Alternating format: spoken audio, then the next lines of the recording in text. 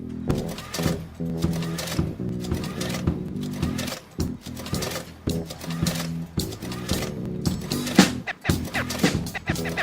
à tous, je vous souhaite la bienvenue. Je suis Nathalie Morel et j'interviens au niveau du pôle d'innovation de l'imprimerie. Et j'accompagne Dorothée Levaux de la société Balder Action, qui est une entreprise membre de la grappe d'entreprise CIA. Justement, grappe d'entreprise, c'est le sujet de cette intervention qui porte sur ces stratégies de réseau. Alors avant d'aller plus loin, j'aurais souhaité un peu définir qu'est-ce qu'on entend par grappe d'entreprise. On l'appelle aussi cluster, qui est la domination anglo-saxonne. On trouve aussi la terminologie de district ou encore de systèmes productifs locaux, SPL.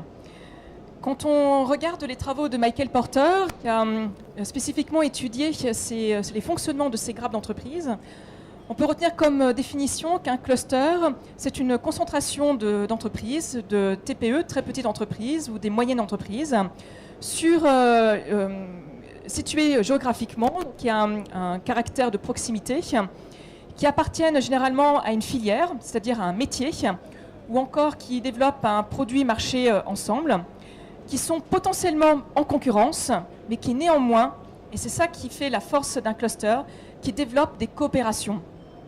Donc c'est bien une organisation en réseau qui se repose sur un projet partagé.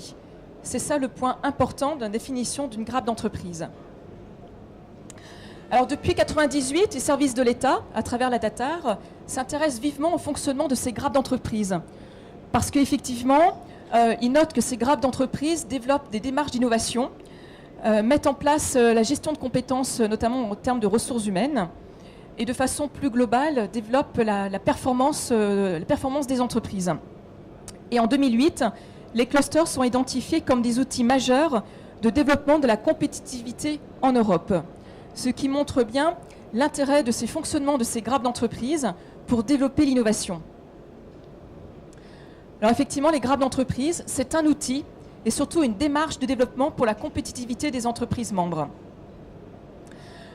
Alors quand on s'intéresse à l'innovation, et l'innovation vraiment au sens large, que ce soit l'innovation organisationnelle, l'innovation commerciale, marketing, ou l'innovation technologique, ou encore l'innovation de produits et de services, on note que c'est l'innovation qui est au cœur de la dynamique de ces grappes d'entreprise.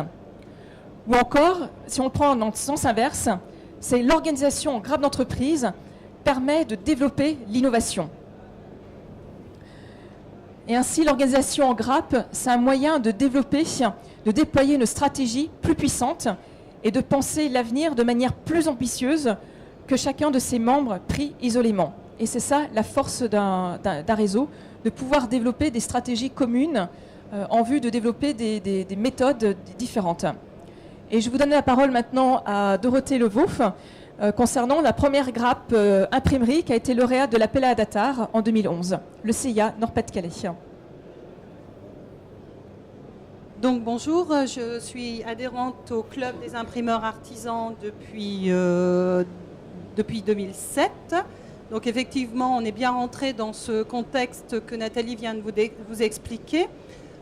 Alors, je vais faire un peu l'historique. En 2002, 4 imprimeurs de la région lilloise se retrouvent lors d'une conférence et décident de se réunir et de parler un petit peu de leur situation dans un contexte économique déjà en 2002 qui était assez difficile. Et sous l'égide de l'UNIC et Graphie Conseil, ils font une première réunion. Et leur gros souci, c'était de se poser des questions sur le devenir du métier et de tous les problèmes qu'ils pouvaient rencontrer au niveau technique, au niveau développement du matériel, aussi bien de la presse offset, voire du numérique qui commençait à bien se développer, et de la finition, des CTP, etc. Donc, à partir de là est né un club.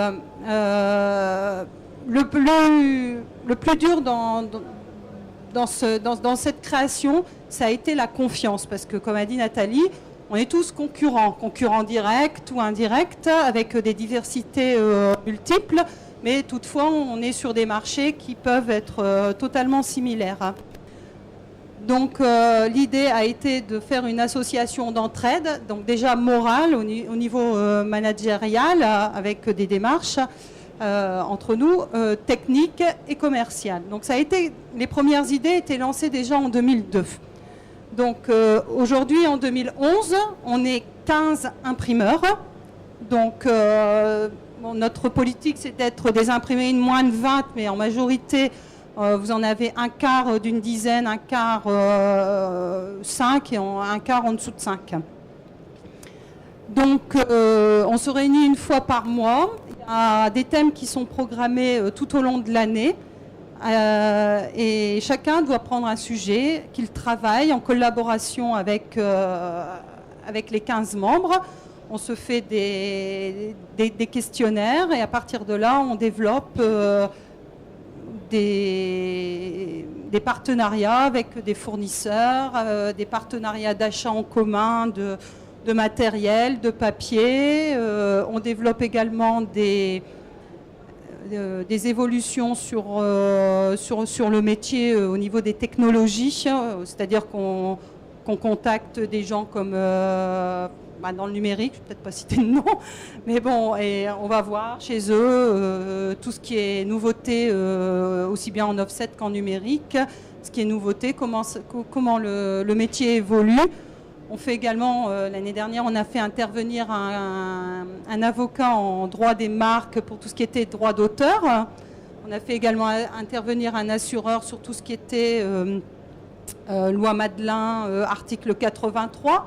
Il y a des petites TPE qui sont un peu perdues là-dessus. Donc voilà, on évolue au niveau aussi bien managérial que organisationnel, que technique, tous ensemble.